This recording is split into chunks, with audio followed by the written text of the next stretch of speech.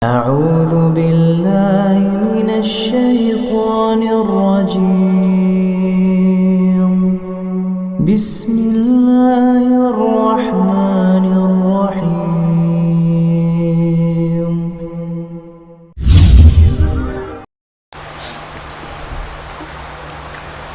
Bismillahirrahmanirrahim. Assalamualaikum warahmatullahi wabarakatuh.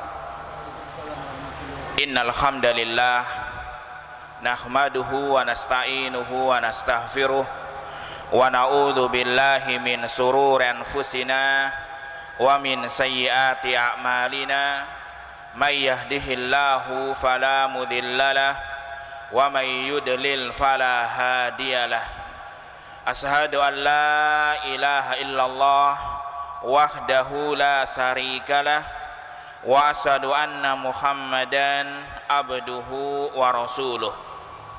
Qala Allah ta'ala fil Qur'anil Karim, ya ayyuhalladzina amanu taqullaha haqqa tuqatih wa la tamutunna illa wa antum muslimun. Wa qala ta'ala, ya ayyuhalladzina amanu taqullaha wa qulu qawlan sadida yuslih lakum a'malakum wa yaghfir lakum dunubakum wa may yuti'illaha wa rasulahu faqad faza fawzan 'azima. Amma ba'du, fa inna astaqal hadits kitabullah wa khairul huda hudan nabiy sallallahu alaihi wasallam wa syarrul umuri muhdatsatuha wa kullu muhdatsatin bid'ah wa kullu bid'atin dhalalah wa kullu dhalalatin finnar. Ma'asyiral muslimin, jamaah salat maghrib dan juga para pendengar di radio Perak Jaya, semoga Allah Subhanahu wa taala memberikan kesehatan, keselamatan dan juga barokah kepada kita semuanya. Alhamdulillah, pada malam hari ini kita bisa melanjutkan kajian kita tentang masalah fikih, dan kita masih dalam pembahasan tentang masalah istiqbalul kiblat, yaitu menghadap ke arah kiblat. Jadi masih di dalam syarat-syarat sahnya salat, dan masih pada pembahasan yang keempat, syarat yang keempat, yaitu tentang istiqbalul kiblat, menghadap ke arah kiblat. Jadi orang yang salat maka disyaratkan supaya sah salatnya, ya dia harus menghadap ke arah kiblat. Dan pada pembahasan yang kemarin sudah kita jelaskan ya bahwasanya menghadap ke arah kiblat itu ada dua macam. Jadi orang yang salat ketika dia menghadap ke arah kiblat maka itu ada dua macam. Yang pertama, apabila dia dekat dari Ka'bah. Jadi dia salatnya dekat ke Ka'bah. Jadi bisa melihat langsung Ka'bah, bisa menyaksikan langsung Ka'bah. Maka apa? Dia wajib untuk menghadap ke Ka'bahnya. Jadi dia menghadap ke Ka'bahnya atau zat Ka'bahnya. Jadi dia menghadap ke Ka'bahnya dengan semua badannya. Ini apabila ya dia dekat dari Ka'bah atau dia salatnya langsung bisa melihat Ka'bah. Semisal orang yang salat di Masjidil Haram, maka apa salatnya ya harus menghadap ke Ainul Ka'bah, itu zat Ka'bahnya. Kemudian yang kedua, apabila dia salatnya jauh dari arah kiblat, dia salatnya jauh dari arah kiblat, jadi nggak bisa melihat kiblat, nggak bisa melihat Ka'bah, dan juga tidak bisa menyaksikan Ka'bah. Semisal orang Indonesia yang nggak bisa langsung menyaksikan Ka'bah, nggak bisa melihat Ka'bah, maka apa? Dia wajib untuk salat menghadap ke arah kiblat, ya bukan ke Ka'bahnya, dia menghadap ke arah kiblatnya. Ya semisal kita di sini ya di Surabaya menghadapnya ke arah barat, ya karena arah barat itu adalah arah kiblat. menghadap ke arah kiblatnya, ya ke arah barat. atau ke arah kiblatnya. Kemudian sekarang kita lanjutkan, ada pembahasan di sini yaitu bagaimana cara mencari arah kiblat. Jadi bagaimana cara mencari arah kiblat. Di sini dijelaskan wa yumkinu al-istidlalu 'alal kiblati bil makharibi fi masajidil muslimina. Yang pertama, memungkinkan untuk mencari petunjuk arah kiblat bil makharib, dengan melihat mihrab-mihrab. Ya, dengan cara melihat mihrab-mihrab yang ada di masjidnya orang-orang muslim. Jadi yang pertama, cara melihat arah kiblat adalah dengan cara melihat mihrab yang ada di dalam masjid. Ya, karena mihrab itu adalah tanda untuk arah kiblatnya atau tempatnya imam. Misalnya di sini kita bisa melihat arah mihrabnya, dia menghadap ke mana? Menghadap ke mana? Kalau dia menghadap ke arah barat, maka menunjukkan bahwasanya di sana adalah arah kiblatnya, arah Ka'bahnya. Jadi yang pertama, mencari arah kiblat dengan cara melihat mihrab. Misalnya seorang dia pergi jauh ke tempat yang jauh, kemudian dia nggak tahu di mana arah kiblat. Caranya mudah, dengan cara melihat mihrab. Kalau mihrabnya menghadap ke mana, maka itu adalah tanda arah kiblat. Kemudian yang kedua, au bistikhdami al-busala. Bisa juga dengan cara menggunakan kompas. Di cara mencari arah kiblat bisa juga dengan cara melihat kompas. Melihat kompas di situ bisa mencari arah kiblat. Atau juga bisa dengan dari kabar yang bisa dipercaya. Misalnya dia tanya kepada orang lain ketika dia safar, perjalanan jauh, dia nggak tahu arah kiblat, bisa bertanya dengan orang lain yang ada di situ, penduduk situ, di mana arah kiblatnya. Apabila orang tadi adalah orang yang dipercaya dan dia adalah orang muslim, maka bisa dipercaya itu adalah arah kiblat. Jadi yang ketiga dengan cara kabar atau berita dari orang yang dipercaya. Dipercaya apabila dia muslim, dia dipercaya bisa menunjukkan arah kiblat, maka dikatakan bisa itu adalah arah kiblat. Atau misalnya bisa juga dengan melihat arah matahari dan juga bulan. Di mana terbitnya, di mana terbenamnya, juga bisa dijadikan petunjuk arah kiblat. Bisa dijadikan petunjuk arah kiblat. Atau bisa juga menggunakan dengan bintang-bintang. Bagi siapa yang mengetahui tentang ilmu bintang, maka dia bisa mengetahui di mana arah kiblatnya. Atau bisa juga dengan arah angin atau gunung atau semisalnya.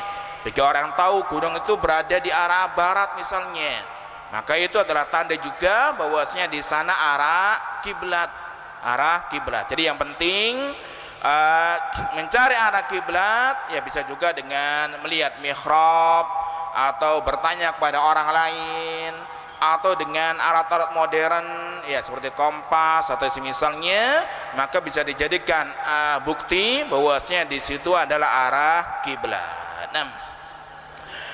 Kemudian di sini dijelaskan mata yaskutu istiqbalul kiblat. Kapan gugur menghadap ke arah kiblat? Kapan gugur menghadap ke arah kiblat? Kemarin sudah kita jelaskan bahwasanya menghadap ke arah kiblat itu hukumnya adalah syarat, syarat sahnya salat. Orang yang salat dia wajib untuk menghadap ke arah kiblat apabila mau salatnya adalah dikatakan sah. Dikatakan sah, maka harus menghadap ke arah kiblat. Tapi di sini ada beberapa keadaan yang diperkecualikan, boleh tidak menghadap ke arah kiblat. Apa itu? Yang pertama adalah al-ajizu an istiqbalil kiblat, orang yang tidak mampu menghadap ke arah kiblat. Jadi yang pertama, perkecualian, orang yang tidak disyaratkan untuk menghadap ke arah kiblat adalah orang yang tidak mampu untuk menghadap ke arah kiblat. Contohnya kal maridi alladzi la yastati'u al harakah wa laysa ma'ahu man yuwajjihuhu lil kiblat. Contohnya semisal orang yang sakit, ya dia nggak bisa bergerak, dan tidak ada orang yang bisa mengarahkan dia ke arah kiblat. Tidak ada orang yang bisa mengarahkan dia ke arah kiblat. Jadi contoh yang pertama misalnya adalah orang yang sakit, dia tidak mampu untuk bergerak, misalnya ya sakit lumpuh atau stroke, dan juga nggak ada pembantu, nggak ada keluarganya, nggak ada orang lain yang mampu mengarahkan dia ke arah kiblat. Maka apa? Gugur menghadap ke arah kiblat. Maka dia sholat di atas ranjangnya, di atas tempat tidurnya, ya dimanapun dia menghadap. Ini apa syaratnya? Apabila dia tidak mampu ya untuk bergerak. Kalau dia orang yang sakit masih mampu untuk bergerak, ya masih mampu untuk bergerak untuk ya memindahkan badannya ke arah kiblat, maka wajib menghadap ke arah kiblat. Ya di sini adalah orang yang sakit, ya dia lumpuh, nggak mampu bergerak, ya dia stroke, nggak mampu bergerak, maka gugur ya menghadap ke arah kiblat. Atau juga disebutkan oleh para ulama, ya semisal orang yang diikat tangannya, orang yang diikat kakinya, ya dia nggak bisa bergerak, maka apa? Dia gugur menghadap ke arah kiblat, maka dia boleh sholat ya kemanapun dia menghadap. Nah, sebagaimana firman-Nya Allah Subhanahu wa taala, fattaqullaha mastata'tum, maka bertakwalah kepada Allah Subhanahu wa taala semampu kalian, ya semampunya. Dan juga firman-Nya Allah Subhanahu wa taala, la yukallifullahu nafsan illa wus'aha. Allah Subhanahu wa taala tidak membebani suatu jiwa kecuali dengan kemampuannya. Nah, kemudian yang kedua, perkecualian ya tidak menghadap ke arah kiblat adalah man khafiyat alaihil kiblat fajtahada fasalla ila ghairiha.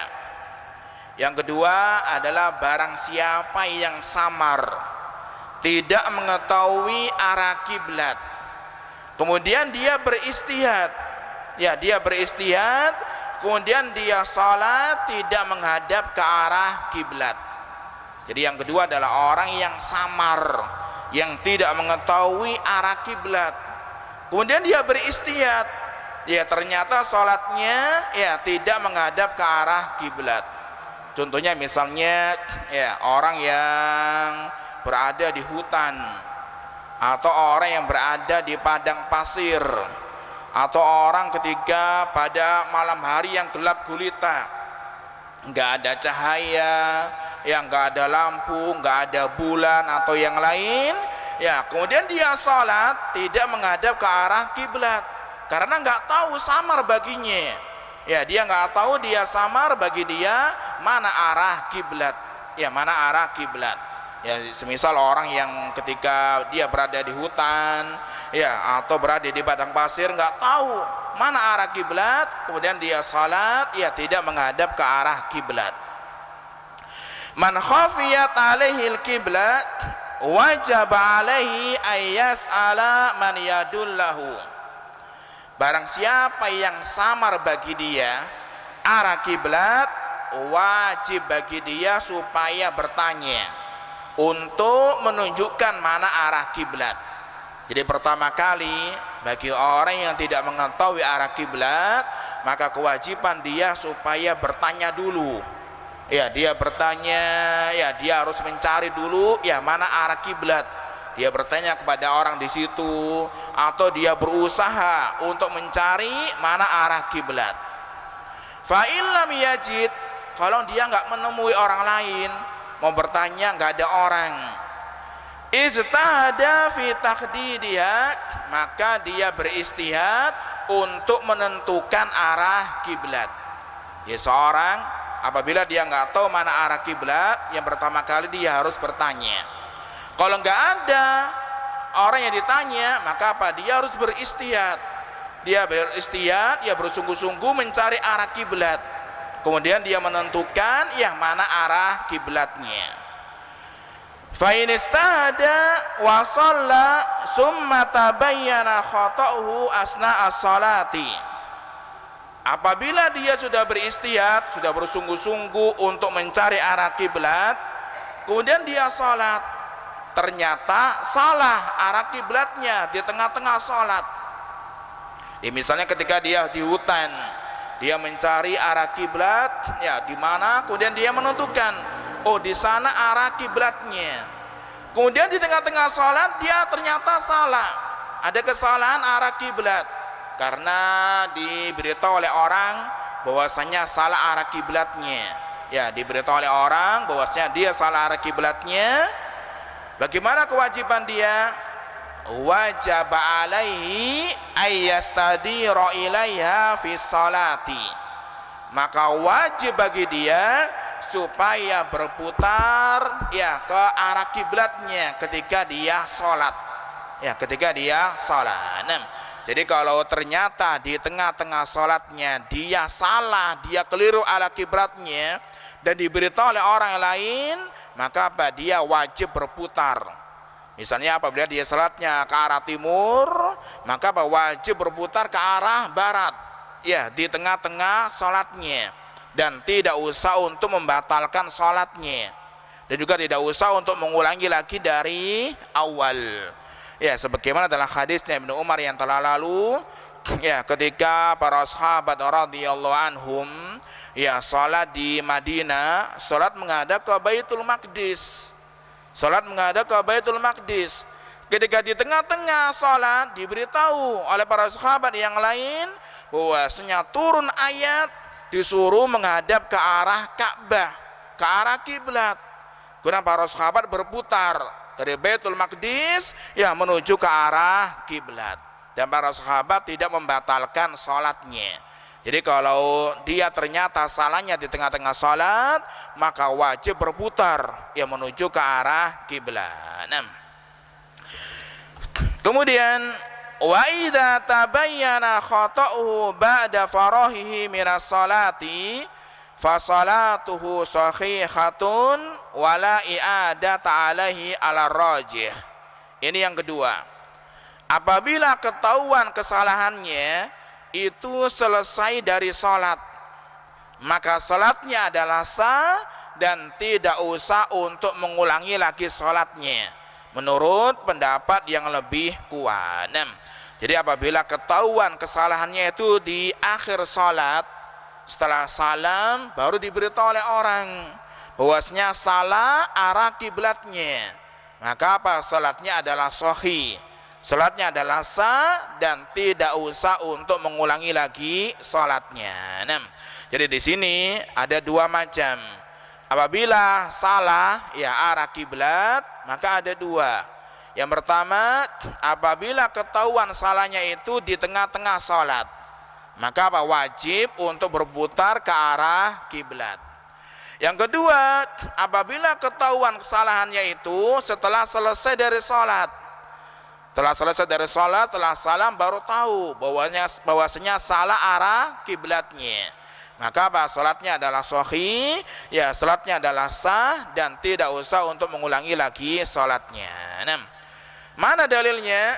Dalilnya adalah hadisnya Amir bin Rubai'ah radhiyallahu anhu, dia mengatakan, kunna ma'an nabi sallallahu alaihi wasallam fi safarin fi lailatin mudlimatin. Dahulu kami pernah bersama Nabi sallallahu alaihi wasallam safar, ya bepergian jauh, fi lailatin mudlimah, pada malam yang gelap gulita. Jadi Amir bin Rubai'ah ini pernah safar bersama Nabi sallallahu alaihi wasallam, dan safarnya itu fi lailatul mudlimah, pada malam yang gelap gulita, enggak ada cahaya, enggak ada lampu, yang enggak ada bulan, jadi gelap sekali. Falam nadri ainal kiblah, dan kita semuanya tidak mengetahui mana arah kiblat. Di para sahabat radhiyallahu anhum tidak mengetahui mana arah kiblat, ya karena gelap gulita, enggak ada petunjuk. Fasalla kullu rajulin minna ala khiyalihi, maka setiap seseorang dari kami itu salat dengan berhadap-hadapan. Jadi ketika gelap gulita, maka para sahabat ternyata pas salatnya berhadap-hadapan. Ada menghadap ke arah barat, ada menghadap ke arah timur. Jadi saling berhadap-hadapan. Ya karena nggak tahu mana arah kiblat, ya karena gelap gulita, nggak ada cahaya. Falamma asbakhna dzakarna lin nabi sallallahu alaihi wasallam, maka ketika pagi hari para sahabat ini melapor ya kepada Nabi sallallahu alaihi wasallam ya tentang masalah ini. Salatnya ya tidak mengetahui mana arah kiblat, kemudian mereka salatnya berhadap-hadapan. Kemudian turunlah ayat kepada Nabi sallallahu alaihi wasallam dalam surat Al-Baqarah ayat 115, fa aynama tuwallu fasamma wajhullah, maka dimanapun kalian menghadap, maka di sanalah itu adalah wajahnya Allah Subhanahu wa taala. Nah, menunjukkan bahwasanya orang yang keliru arah kiblatnya setelah dia beristihad, bersungguh-sungguh untuk mencari arah kiblat, maka salatnya adalah sahih, salatnya adalah sah dan tidak usah untuk mengulangi salatnya. Karena apa? Ketika para sahabat itu melapor kepada Nabi SAW, ya Nabi nggak memerintahkan para sahabatnya supaya mengulangi sholatnya. Ya cukup dengan sholat tadi dan sholatnya adalah sah. Kemudian keadaan yang ketiga, keadaan yang gugur menghadap ke arah kiblat adalah inda siddatil khaufi min aduwin wa nahwihi. Keadaan yang ketiga adalah keadaan yang sangat mencekam, yang menakutkan, min aduwin wa nahwihi, dari musuh dan semisalnya. Jadi keadaan yang ketiga, keadaan gugur menghadap arah kiblat, ya ketika keadaan yang mencekam, ya sangat mengkhawatirkan, min aduwin, karena ada musuh, misalnya ya salat ketika berperang, ya salat di medan perang, maka apa? Dalam keadaan takut, maka salatnya ya boleh tidak menghadap ke arah kiblat. Wa nahwi, atau yang lain, misalnya salat ya ketika di hutan ya dikejar oleh binatang buas, atau salat kemudian terjadi kebakaran, ya kemudian dia salat ya kemanapun arahnya, atau salat kemudian terjadi banjir bandang yang banyak sekali airnya, ya, maka dia salat ya kemanapun dia mengarah, ya maka dia salat ya kemanapun dia arahnya berjalan. Jadi yang ketiga adalah ketika dalam keadaan yang mengkhawatirkan, dalam keadaan takut, maka gugur yang menghadap ke arah kiblat. Mana dalilnya? Dalilnya adalah firman-Nya Allah Subhanahu wa taala dalam surat Al-Baqarah ayat 238 sampai 239. Hafidhu 'ala salawati was salatil wusta wa qumu lillahi qanitin. Fa in khiftum farijalan aw rukbana. Hafidhu 'ala salawati, jagalah salat-salat wajib, wassalatil wusta, dan salat-salat yang tengah, itu salat asar, wa qumu lillahi qanitin, dan berdirilah di hadapan Allah Subhanahu wa taala dalam keadaan khusyuk. Fa in khiftum farijalan aw rukbana, apabila kalian khawatir dalam keadaan takut, maka salatlah dalam keadaan berjalan atau dalam keadaan berkendara. Jadi Allah Subhanahu wa taala memerintahkan ya ketika salat kemudian dalam keadaan sangat mengkhawatirkan, dalam keadaan takut, maka apa? Boleh sholat dalam keadaan berjalan kaki, atau rukbanan, dalam keadaan berkendara.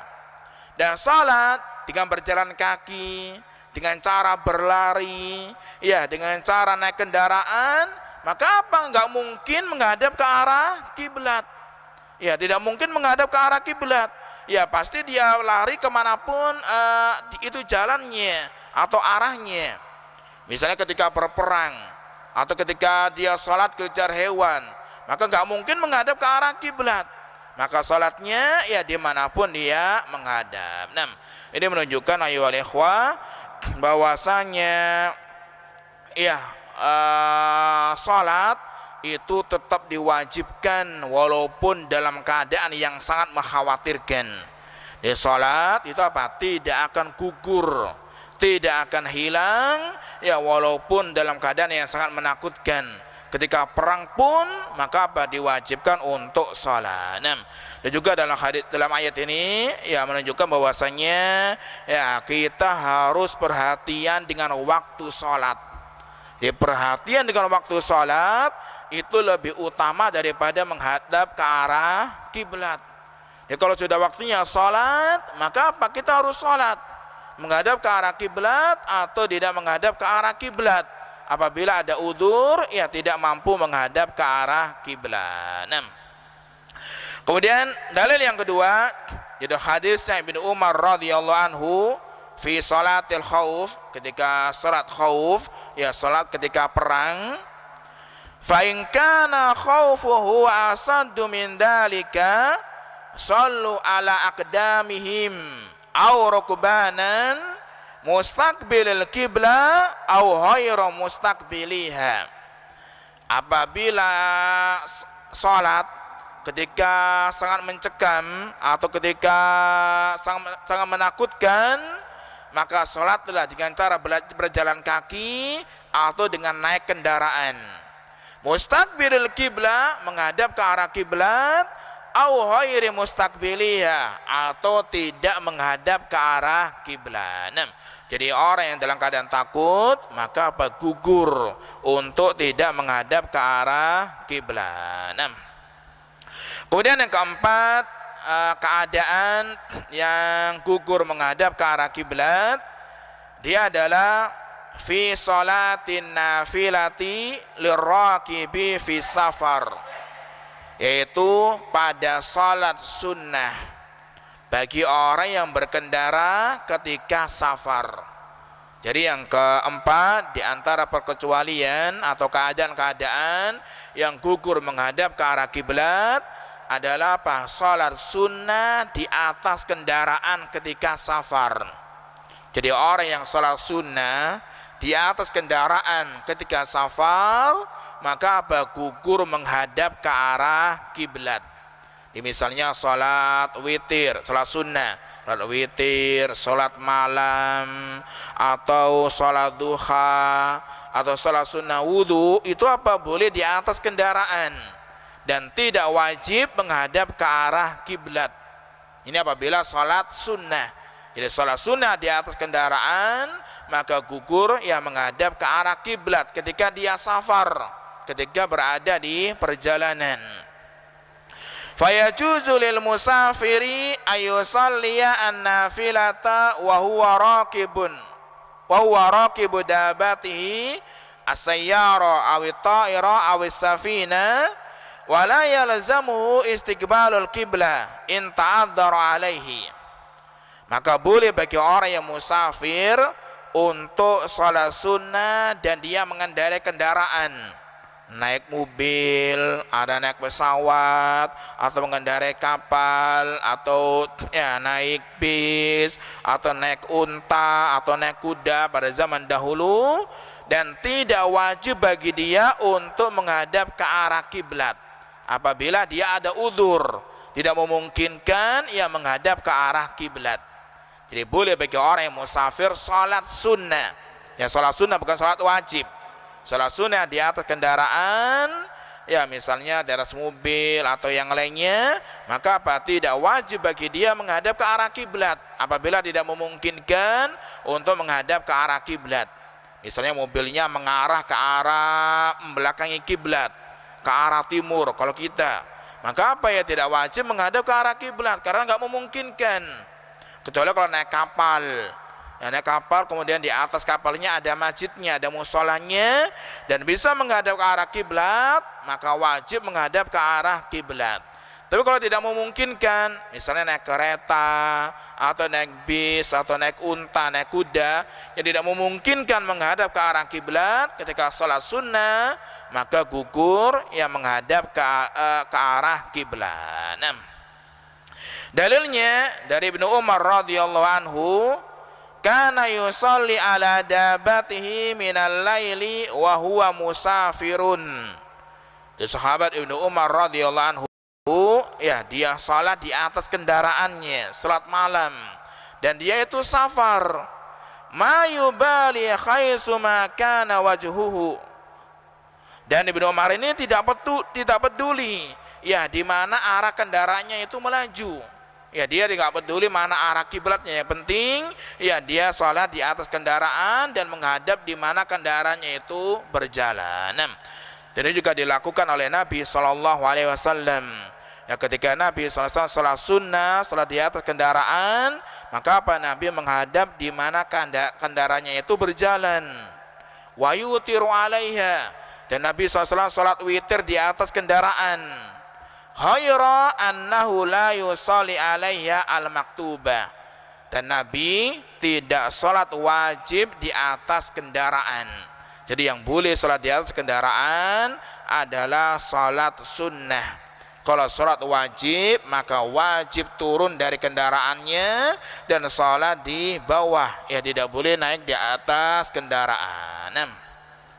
Kemudian hadisnya Amir bin Rubai'ah, dia mengatakan, ra'aitu Rasulullah sallallahu alaihi wasallam wa huwa ala rakhilati yusabbihu yumi'u bi ra'sihi qibala ayyi wajhin tawajjaha.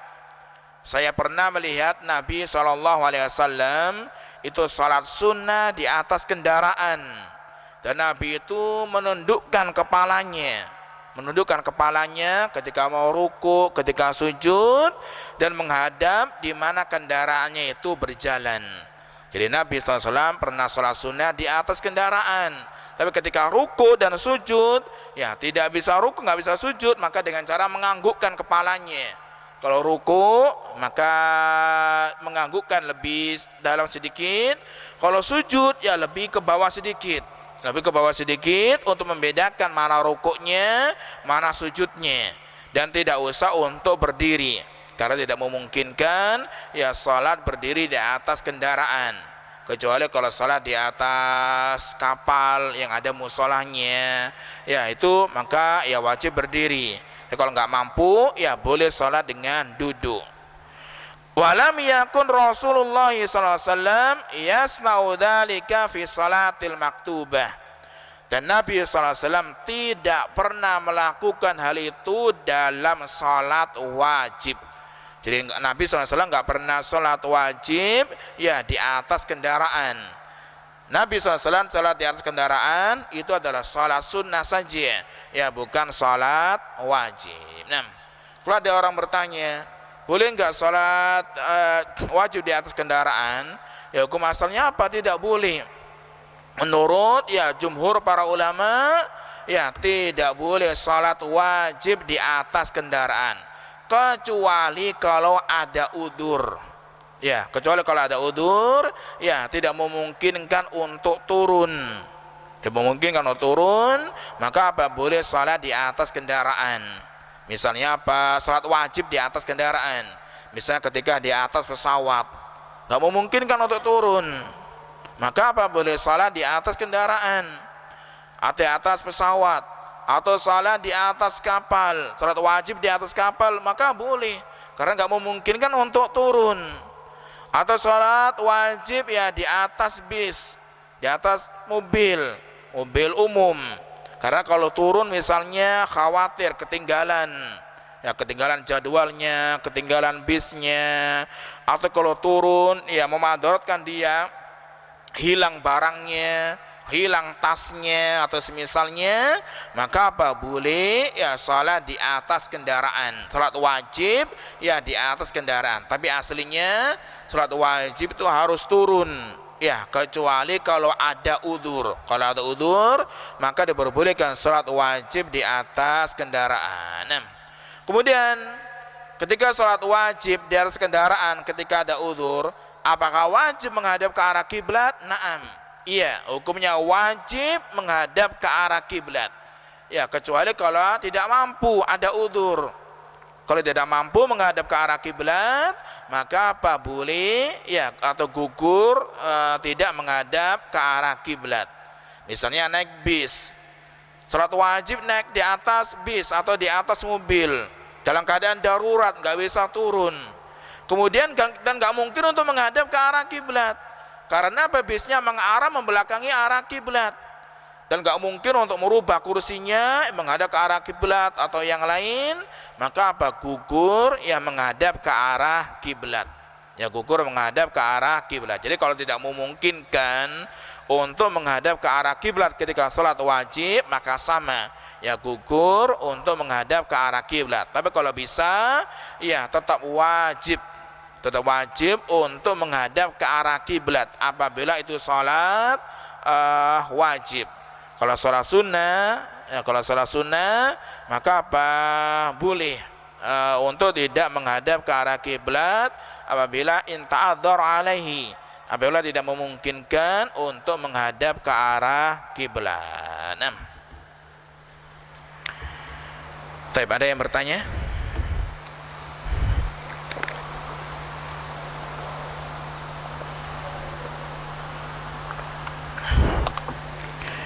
Baik, kalau tidak ada, tinggal 1 menit. Kita akhiri di sini. Wa akhiru da'wana alhamdulillahi rabbil alamin. Wassalamualaikum warahmatullahi wabarakatuh.